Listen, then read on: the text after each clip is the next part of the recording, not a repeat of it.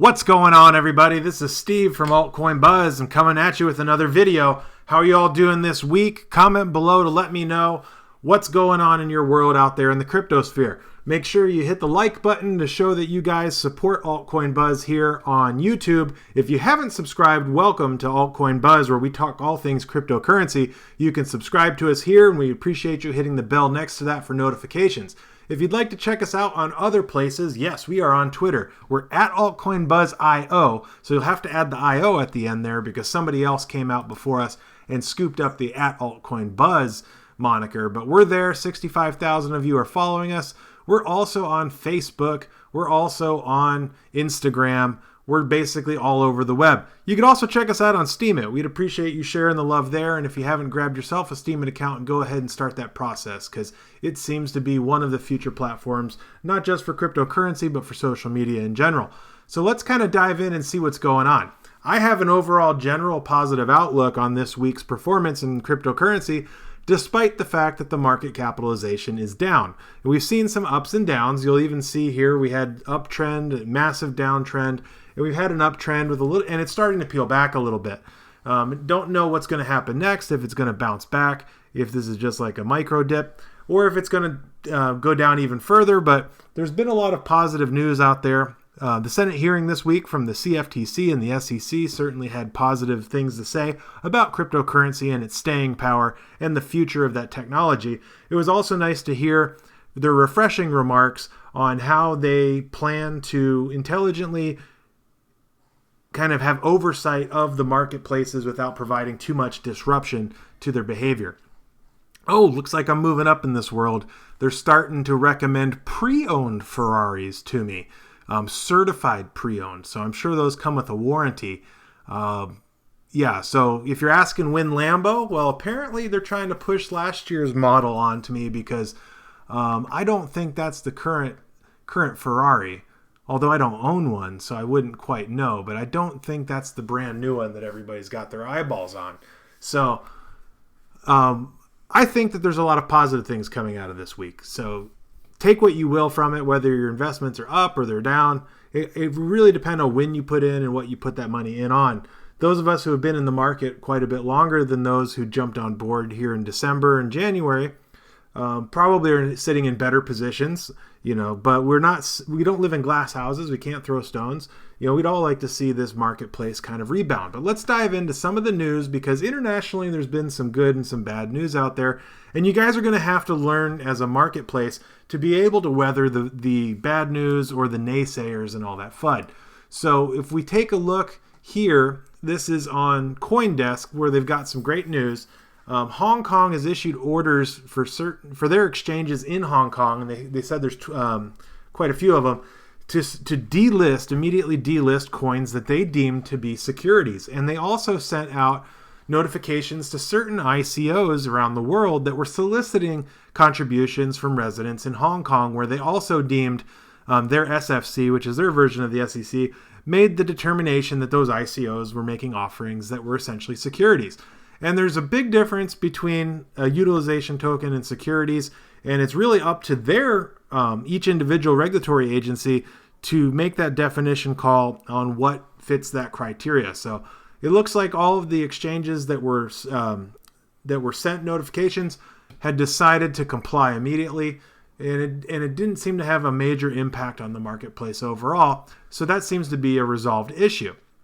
There still seems to be some ongoing issues with Binance unrelated to that, but the good news coming out of that as we wait for this website to return is that the Binance situation may or may not have been a hack. I don't have inside information there to tell you guys, but the wallet addresses being provided by the exchanges do provide some security to know that the amount of money that probably should be in there is still within their wallets and that it hasn't gone anywhere. So we aren't looking at them potentially trying to cover up a heist or something like that or an inside job.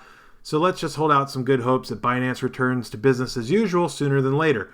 So last week I had talked about how AMD had reported some crazy fourth quarter profits. Looks like Nvidia has also decided to post up some good profits for Q4 that exceeded expectations.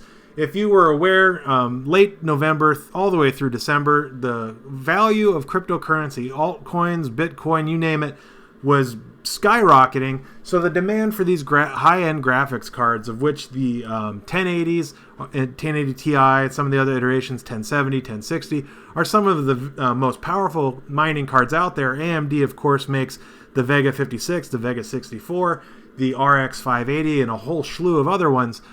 There's plenty of competitive graphics cards out there, but people have been gobbling them up. And it's not just for gaming, it's mainly for cryptocurrency mining, which has pissed off a lot of gamers out there.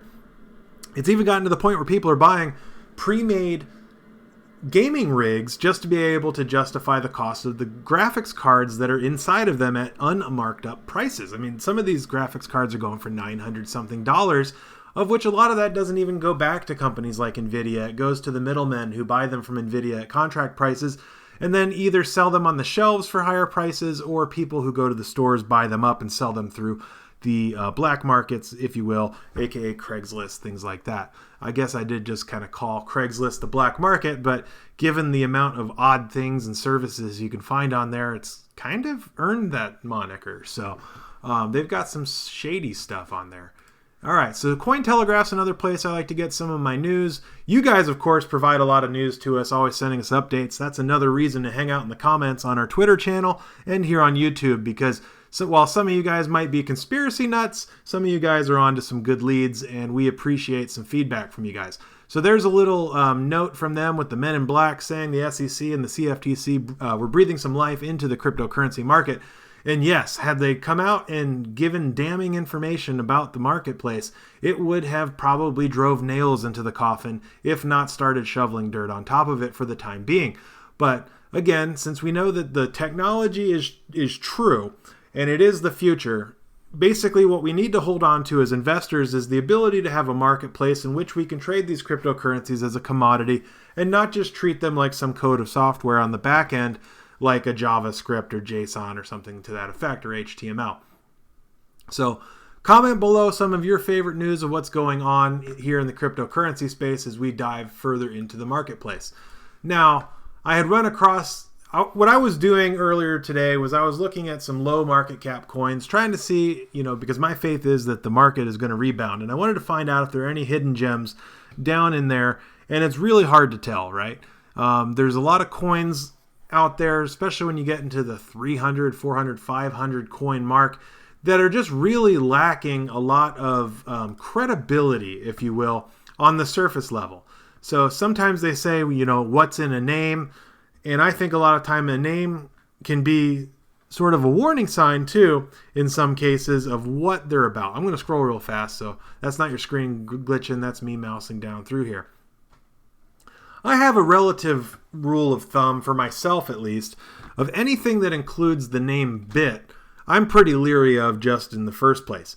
Or anytime I see something with the play on words based on any of the large coins that's not a officially backed fork of that coin or something of that effect. So anything that plays on Ethereum, anything that tries to look like, even something that tries to look like Ripple or Stellar Lumens, and we're talking about their ticker, we're talking about their name, I'm just almost immediately leery of it. And it doesn't mean they won't be successful, but that's just some things I typically try to shy away from.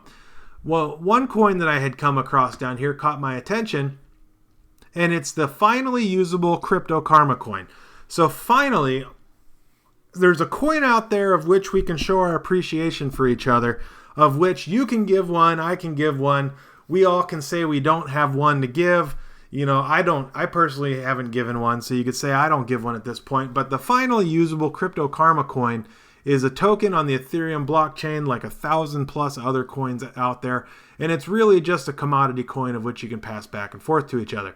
I am by no means saying you should invest in this, but if someone happens to give you one of these coins, start saving them there in your Etherscan or in your Ethereum wallet for future dates, because you never know when you're going to need to pull out a big bag of these things and hand them out to somebody.